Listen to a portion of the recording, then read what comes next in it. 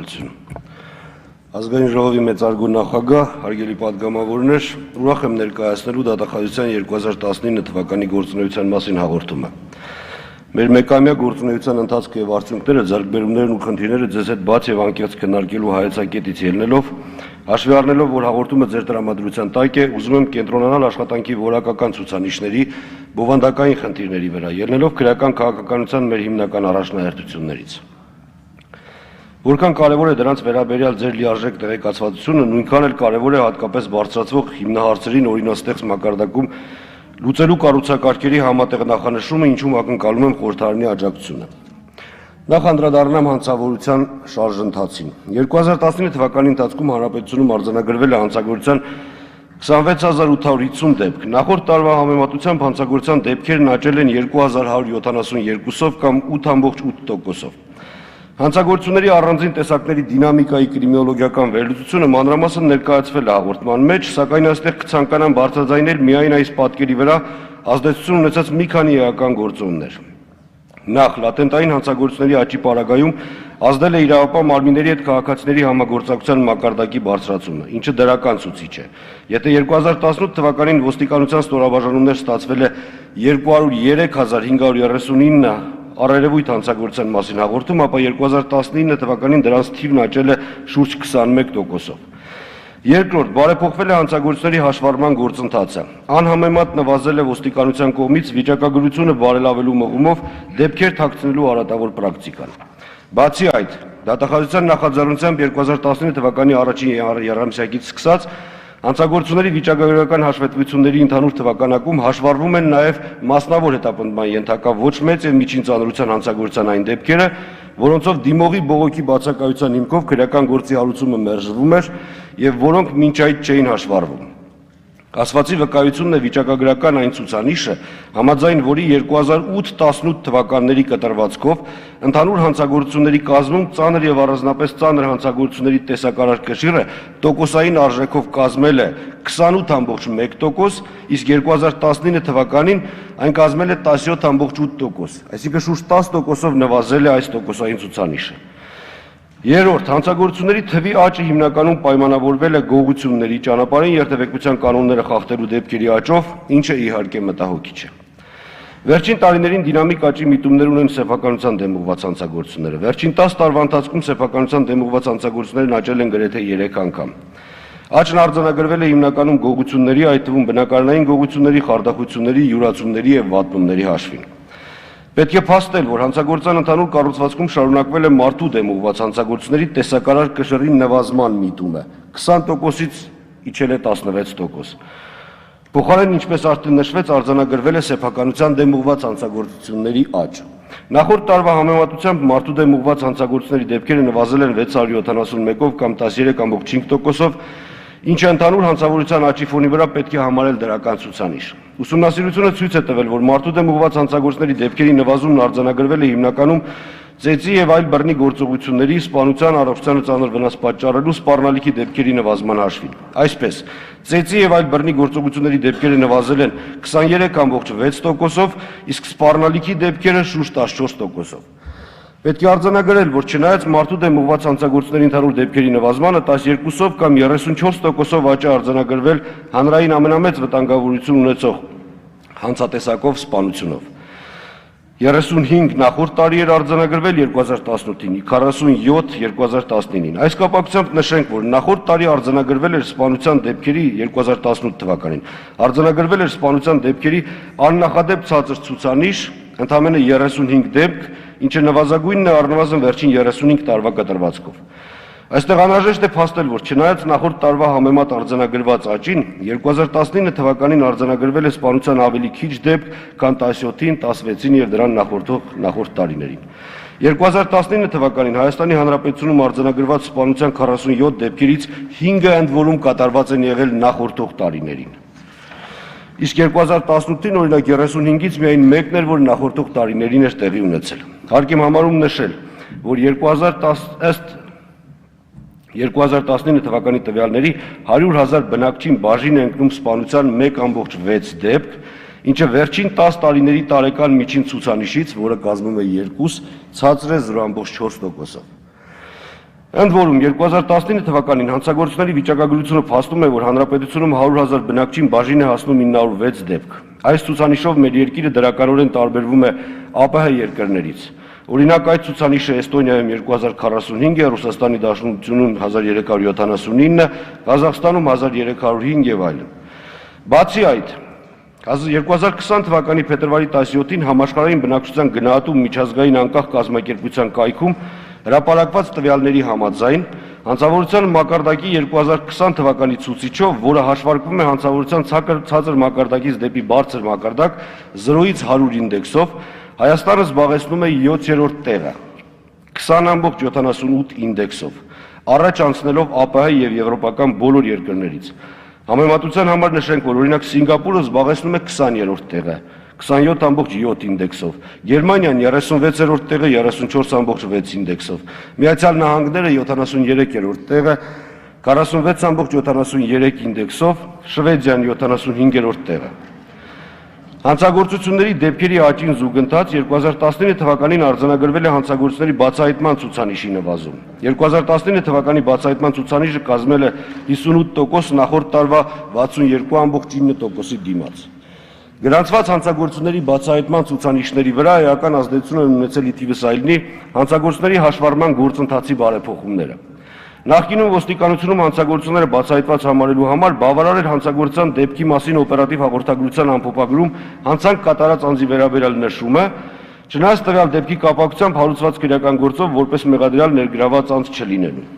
Դատախազության կողմից առաջարկվել է հանցագործության դեպքերը հաշվառել որպես բացահայտված, բացառապես անձի նկատմամբ քրեական հետապնդման հարուցված լինելու դեպքում։ Ըստ էության, թեև տոկոսային առումով արձանագրվում է բացահայտման ցուցանիշի նվազում, սակայն բացահայտման աշխատանքների ծավալները զգալի աճ են արձանագրել։ Հաշվետու տարում բացահայտվել են 848-ով ավել հանցագործություններ, քան 18 թվականին։ Դատախազական աշխատանքի ընթացքում վեր են հանվել քննության մի շարք ընդհանուր թերություններ, կապված անհետաձգելի գործողությունները ժամանակին չկատարելու կամ ոչ պատշաճ կատարելու, ապացույցների ոչ պատշաճ հավաքման եւ ստուգման հետ, որոնք բացասաբար են ազդել գործերի ելքի վրա։ Նշված խնդիրները վերացնելու նպատակով կիրառվել են դատախազական ակտեր, թերացած հետաքննության նախաքննության մարմինների նկատմամբ կարգապահական պատասխանատվության միջնորդություններ են նախաձեռնվել, այդպիսիք կիրառվել են նաև դատախազների նկատմամբ, իմ կողմից դատախազության ստորաբաժանումներին տրվել են օպերատիվ հետախուզական գործունեություն իրականացնող մարմիններին հասցեագրված հանձնարարությունների պարտադիր կատարում ստուգելուն ուղղված կոնկրետ ցուցումներ։ Մեր կողմից պարբերաբար կիսամյակային տարեկան կտրվածքներով, ինչպես նաև ընթացս իրականացվում է հանցավորության շարժընթացի վերլուծություն, թիրախավորվում են մտահոգիչ ուղղությունները, դրանցով առավել խորը վերլուծությունների արդյունքում գործուն միջոցներ են ձեռնարկվում ինչպես կանխարգելիչ, այնպես էլ իրավական ներգործության միջոցառումներ մշակելու, այդպիսիք ակտիվացնելու ուղղությամբ, որոնց վերաբերյալ հիշատակումներն արվել են հաղորդման մեջ։ Այդուհանդերձ հանցավորության վիճակի ընդհանուր եւ տեսակային վերլուծությունը ամեն անգամ առավել համոզիչ է դարձնում մեր հետևությունն առ այն, որ հանցավորության դեմ պայքարը պետք է իրականացվի երկարաժամկետ ռազմավարության հիման վրա։ Բոլոր դերակատարների տարրական կրթություն ապահովող դպրոցից մինչև հանցանք կատարած անձի վերադաստիարակումն ապահովող մարմինների անելիքների հստակեցմամբ։ Հանցավորության դեմ պայքարի ռազմավարության կազմման աշխատանքները մեր նախաձեռնությամբ շարունակվում են։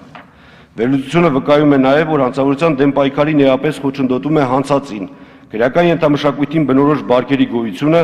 ինչը լուրջ խոչընդոտ է զարգացող եւ անվտանգ հասարակության պետության համար։ Այս արատավոր երևույթի քրեականացման պայմաններում հանրային լայն աջակցությամբ դրա թիրախավորումը, դրա դեմ քրեաիրավական պայքարի վճռականությունը լրջագույն իրավական եւ գաղափարական հենք է ստեղծում հանցավորության հակազդման, բարձր մակարդակի հանրային անվտանգության ապահովման համար։ Բերված վիճակագրական տվյալները, ինչպես նաև առանձին կոնկրետ ակնառու դեպքերը ակնհայտ վկայություն են քրեական հետապնդման մարմինների կողմից հանցավորության հակազդման, կանխարգելման, բացահայտման ուղղությամբ կատարված մեծ ծավալի աշխատանքի։ Հանրապետությունում նախաձեռնված լայնածավալ բարեփոխումները, ընդգրկելով անհրաժեշտ իրավակարգավորումների կատարելագործման, քրեական հետապնդման մարմինների կառուցվածքային, կազմակերպական գործունեության, վերջիններիս անհրաժեշտ գործիքակազմի եւ ռեսուրսների, նյութապահովման եւ այլ ոլորտները, հանցածին երևույթների հստակ թիրախավորման, դրանց նկատմամբ անհանդուրժելիության արմատավորման պետություն-հասարակություն տանդեմի աճող համագործակցությունը առավել քան բավարար հիմք են տալիս հանցավորության դեմ պայքարի արդյունավետության աճի ակնկալիքներ ունենալու համար։ Անդրադառնալով միջդատական վարույթի նկատմամբ հսկողության ոլորտին, հարկ է նշել, որ 2019 թվականի ընթացքում Հանրապետության նախաքննության մարմինների կողմից քննվել է 35168 քրեական գործ։ Նախորդ տարվա համեմատությամբ գործերի թիվը աճել է 27%-ով։ Ընդ որում 36%-ով աճել են նաև նոր հարուցված քրեական գործերի թիվը։ Բերված տոկոսային ցուցանիշները փաստում են քրեական հետապնդման մարմինների ծանրաբեռնվածության շոշափելի աճը։ 2019 թվականին քննիչների տարեկան ծանրաբեռնվածությունը կազմել է միջին հաշվով 63.3 քրեական գործ, նախորդ տարվա 51.5 գործի դիմաց։ Դատախազներին կազմել է 130.7 քրեական գործ, նախորդ տարվա 102.9 քրեական գործի դիմաց։ Թեև նախորդ տարվա համեմատությամբ աճել է քրեական գործերի քննության արդյունավետությունը, մասնավորապես 2019 թվականի վերջին 7.4%-ով ավելի քիչ գործեր են մնացել անավարտ, քան 18 թվականի վերջին, այդուհանդերձ սերտ ժամկետներում գործերի քննության հրամայականը շարունակում է արդիական մնալ։ Միաժամանակ վերլուծությունը վկայում է, որ չի կարելի անտեսել նախաքննության ժամկետների որոշակի ձգձգումների օբյեկտիվ երկու պատճառ։ Նախ, իր ազդեցությունը թողնում է քննիչների գերծանրաբեռնվածությունը, երկրորդ շարունակում է արդիական մնալ քրեական վարույթի ընթացքում նշանակվող փորձաքննությունների կատարման տևականությունը։ Նախորդ տարի գլխավոր դատախազությունում ուսումնասիրվել են քրեական վարույթների շրջանակներում փորձաքննությունների նշանակման եւ անցկացման ընթացքում առաջացող համակարգային խնդիրները, որոնք քննարկվել են նախաքննական մարմինների փորձագիտական հիմնարկների ներկայացուցիչների հետ։ Դատախազության ստորաբաժանումներին տրվել են մի շարք հանձնարարականներ, միաժամանակ փորձագիտական հիմնարկների ղեկավարներին արվել են մի շարք առաջարկություններ, որոնք սկսել են կենսագործվել։ Ոգևորիչ է, որ դատական փորձագիտական ոլորտին առնչվող մեր կողմից նախանշված խնդիրները եւ դրանց հնարավոր լուծումներն արտացոլվել են նաեւ կառավարության 2019 թվականի հոկտեմբերի 10-ի որոշմամբ հաստատված Հայաստանի Հանրապետությունում դատական եւ իրավական բարեփոխումների 2019-2023 թվականների ռազմավարության մեջ։ Կարճ անդրադառնալով նախնական կալանքի պրակտիկային, ցանկանում եմ նշել, որ 2019 թվականին Ընդհանուր իրավասության առաջայցյանի դատարանները ներկայացվել մեղադրյալի նկատմամբ կալանավորումը որպես խափան միջոց ընտրելու մասին 870 միջնորդություն, որոնցից բավարարվել է 804-ը կամ 92.4%-ը։ Ներկայացված միջնորդություններից 26.2%-ի դեպքում ընտրվել է կալանավորմանն այլընտրանքային խափանուն միջոց գրավ։ Տվյալները վկայում են այն մասին, որ 2019 թվականին նախորդ հաշվետու ժամանակաշրջանի հետ համեմատած առկա է կալանավորումը որպես խափան միջոց ընտրելու միջնորդությունների թվի աճ։ Այդուհանդերձ, նշված աճը պայմանավորված է բացառապես որոշ օբյեկտիվ հանգամանքներով, մասնավորապես հանցագործության շարժընթացում առկա փոփոխություններով եւ դրանով պայմանավորված քրեական գործերով քննության պատշաճ ընթացքն ապահովելու նկատառումներից ելնելով։ Կալանավորումը որպես խափան միջոց ընտրելու վերաբերյալ դատարան ներկայացված միջնորդությունների թվի աճը պայմանավորող հանգամանքների շարքում առաջին հերթին հարկ է առանձնացնել քրեական գործերով վարույթների ընթացքում որպես մեղադրյալ ներգրավված անձանց թվի աճը, ինչն էլ անխուսափելիորեն հանգեցրել է կիրառված դատավարական հարկադրանքի տվյալ միջոցի թվի աճին։ Այսպես, 2019 թվականին որպես մեղադրյալ է ներգրավվեց 6014 անձ, նախորդ տարվա 5065 մեղադրյալի դիմաց։ Այսինքն մեղադրյալների թիվն ավելացել է շուրջ 18.7%-ով։ Միևնույն ժամանակ հարկ է արձանագրել, որ ուսումնասիրությամբ փաստվել է, որ քրեական գործով վարույթն իրականացնող մարմինների կողմից ներկայացվող միջնորդությունները դարձել են ավելի փաստարկված եւ հիմնականում բավարարել են մարդու իրավունքների եվրոպական դատարանի նախադեպային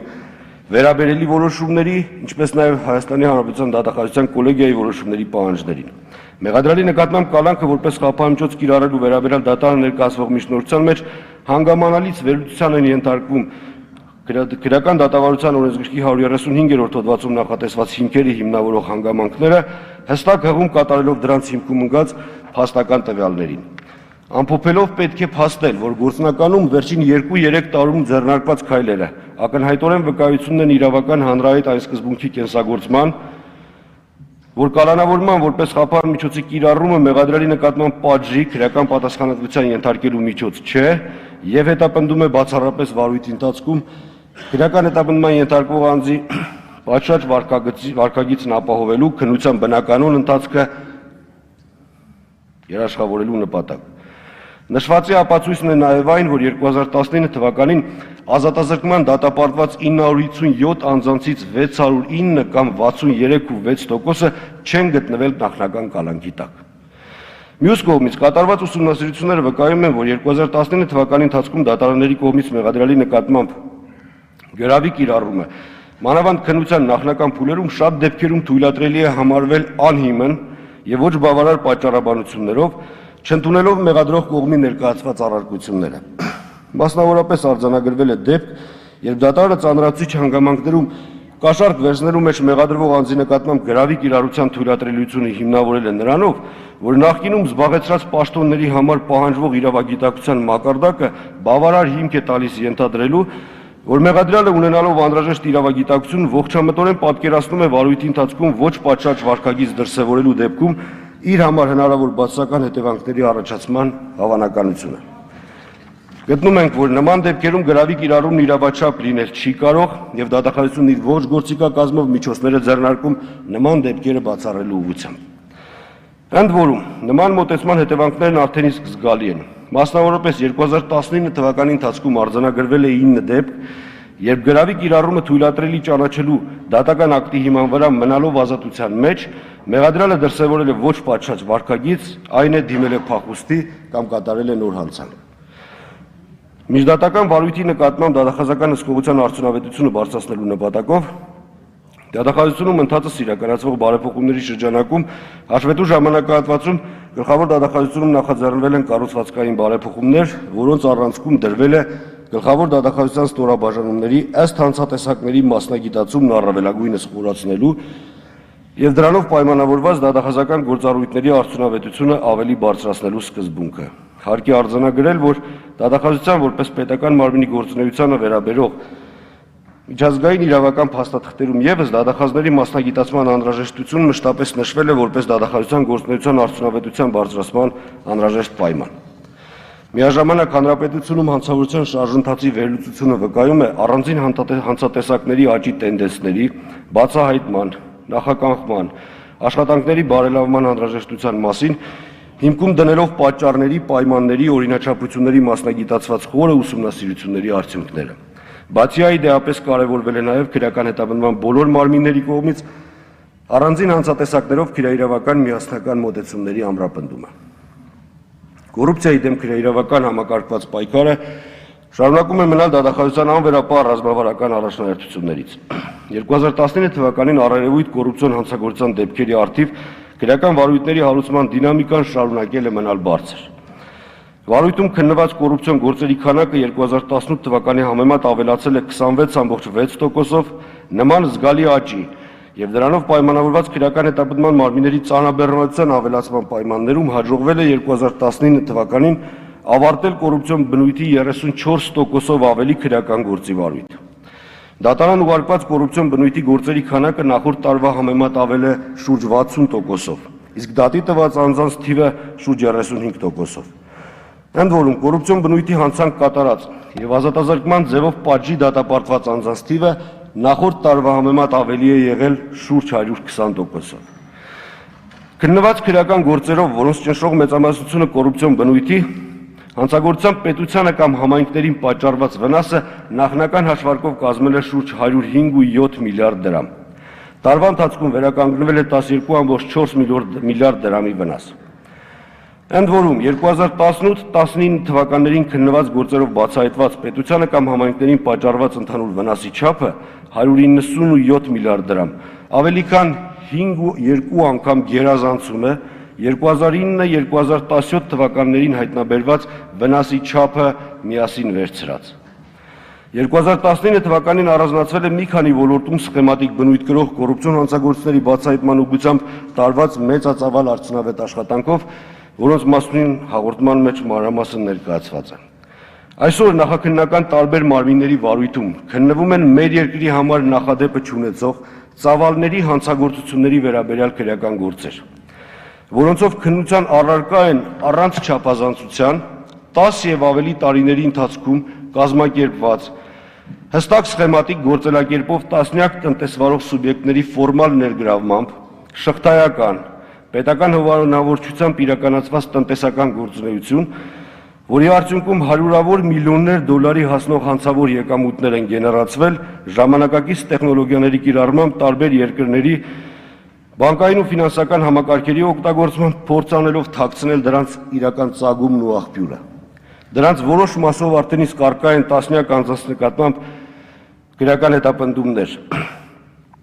Ամենօրյա բարդ ու ծավալուն աշխատանքով փաստական տվյալներ են ձեռք բերվում հանցավոր սխեմայի բոլոր օղակները, հանգամանքները հիմնավորելու վերաբերյալ, գործի դնելով իրավական ողջ գործիքակազմը պետությանը պատճառված վնասները վերականգնելու ուղղությամբ։ Այդ նպատակով միայն ներկա պահին վերը նշածած գումարային արժեքը գերազանցող գույք է արգելադրված։ Առաջիկայում ևս քննության շահերի հաշվառմամբ նոր բացահայտումների վերաբերյալ տեղեկատվություն կտրամադրվի մեր հանրությանը։ Կոռուպցիայի դեմ պայքարին էապես նպաստում է պետության գույքային շահերի պաշտպանության հայց հարուցելու դատախազական գործառույթը, որի գործադրման ծավալները տարեստարի ընդլայնվում են։ Դատախազության կողմից պետական շահերի պաշտպանության հարցադրումներով ձեռնարկված միջոցառումներով, հարուցված հայցերով, հարուցված գործերով եւ քննչական մարմիններ ուղարկված նյութերով հայտնաբերված պետությանը պատճառված ընդհանուր վնասը կազմել է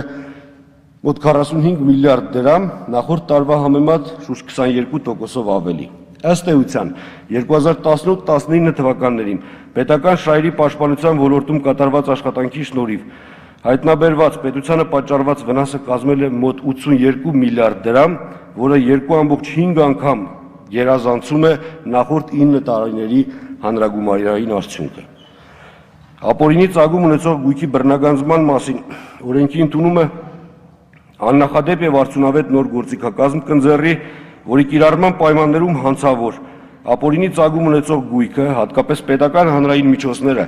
որոնք ապօրինի տիրապետման տակ են, թիրախավորելու եւ իրավաչափ սեփականատիրոջը օրենքով սահմանված կարգով վերադարձնելու գործուն քայլեր կձեռնարկվեն։ Մեղադրանքի պաշտպանության եւ դատական ակտերի բողոքարկման ոլորտի մասին խոսելիս նշեմ, որ մանրամասներին, որոնք արտացոլված են հաղորդման մեջ, չեմ անդրադառնա։ Սակայն հավաստիացնում եմ, որ այս ոլորտի մեր աշխատանքները ընթացիկ խնդիրների լուծումներից զատ հիմնավորապես միտված են իրավական որոշակիության, միասնական կանխատեսելի պրակտիկայի արմատավորմանը, որը քրեական արդարադատության արդյունավետության, հանցագործությունների կանխարգելման, դատավարության մասնակիցների իրավունքների պատշաճ պաշտպանության երաշխիքն ենք համարում։ Հատկապես մեր կողմից դատական ակտերի դեմ բերվել է նախորդող տարվա համեմատ 45.5%-ով ավելի վճռաբեկ բողոք։ Դրանց նպատակը սոսկ կոնկրետ գործերով ստորադաս դատարանների թույլ տված խախտումների վերացումը չէ, այլ առավելապես նպատակ է հետապնդվել զարգացնել նախադեպային իրավունքը, իրավունքի միատեսակ կիրառության, իրավական որոշակիության ու կանխատեսելիության սկզբունքների համատեքստում։ Կարևոր եւ անհանգստացող խնդիր է շարունակում մնալ գործերով դատական քննության ձգձգումները, ինչը բացի այն, որ հանգեցնում է դատավարության մասնակիցների իրավունքների խախտման, արդարադատության գործընթացի արդյունավետության, նաև առաջացնում է հանրային արդարացի դժգոհություն։ Գլխավոր դատախազությունում ուսումնասիրվել են Երևան քաղաքի եւ մարզերի Արաչյացյանի ընդհանուր իրավասության դատարանների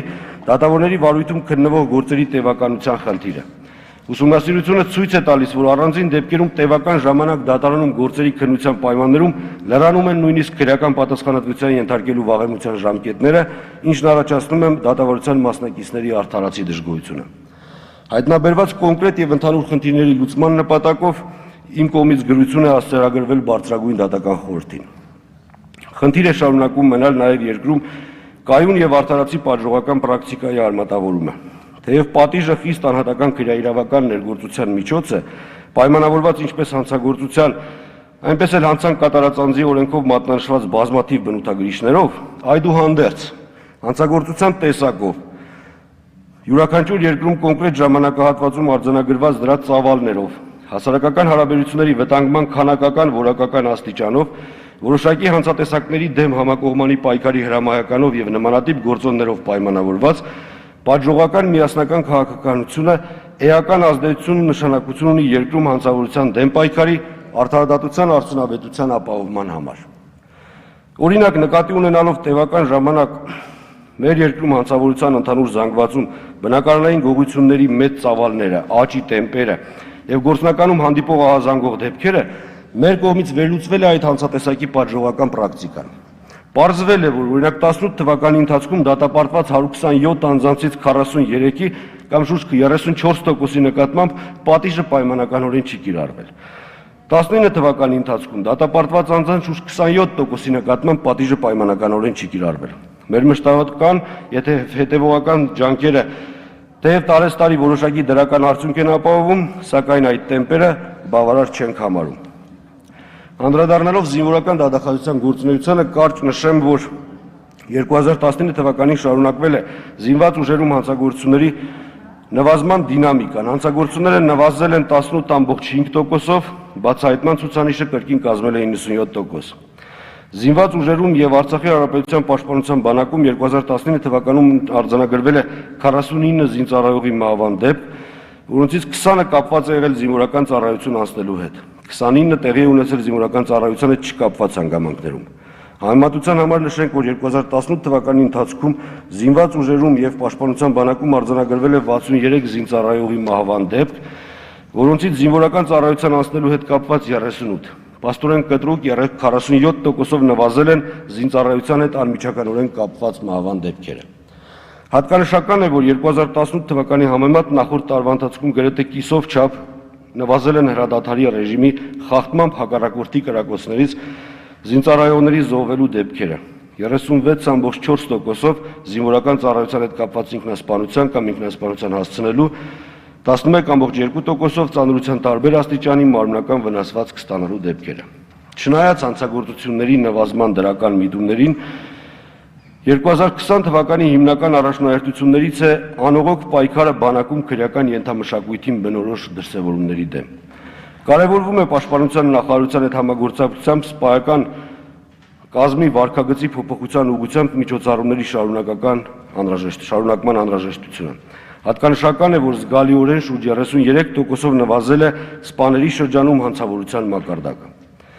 Այս ուղղությամբ կարևոր արդյունք է ապահովել զինծառայողի նկատմամբ բռնություն գործադրելու վերաբերյալ մեկ գործով զինվորական դատախազի կողմից բերված վճռաբեկ բողոքով, ինչն էական է զինված ուժերում բռնության գործադրման հանրային վտանգավորության բարձր աստիճանն արձանագրելու, այդ երևույթների դեմ միասնական, հետևողական և խիստ պայքար ապահովելու գործում։ Զինված ուժերում հակակոռուպցիոն պայքարը ևս շարունակում է բարելավվել։ Ուսումնասիրությունների շրջանակներում արձանագրվել է պետությանը պատճառված շուրջ 12 միլիարդ դրամի վնաս, որը 2018 թվականի արդյունքները գերազանցում է 6 անգամ, և հավասար է 2013-2018 թվականներին արձանագրված վնասի ընդհանուր չափին։ Բացառապես դատախազական ներգործության միջոցների կիրառմամբ ընդհանուր վերականգնվել է 1.2 միլիարդ դրամ, կամ 2018 թվականի համեմատ գրեթե կրկնակի ավել։ Հարգելի պատգամավորներ, Հայաստանի Հանրապետության դատախազությունը կարևորում է քրեադատավարական պրակտիկայում ի հայտ եկող գործնական խնդիրների լուծման նպատակով քրեական քաղաքականության արդիականացումը։ Ելնելով դրանից 2019 թվականի ընթացքում մեր կողմից իրավասու պետական մարմիններ է ուղարկվել ոլորտը կարգավորող օրենսդրությունում, ենթաօրենսդրական ակտերում, լրացումների, փոփոխությունների շուրջ 14 նախաձեռնություն։ Լինելով քրեական քաղաքականության մշակումն ու գործադրումն ապահովող մարմին, դատախազությունը զարգացնելու է իր ներուժը մեր երկրում իրավունքի և իրավակիրառ պրակտիկայի կատարելագործման, քրեադատավարական գործընթացների արդյունավետությունը բարձրացնելու նպատակներից ելնելով։ Հուսով եմ, որ ազգային ժողովը իրավասության շրջանակներում կօժանդակի մեր այդ ձգտումներին։ Շնորհակալություն ուշադրության համար։ Շնորհակալություն, պարոն Դավթյան։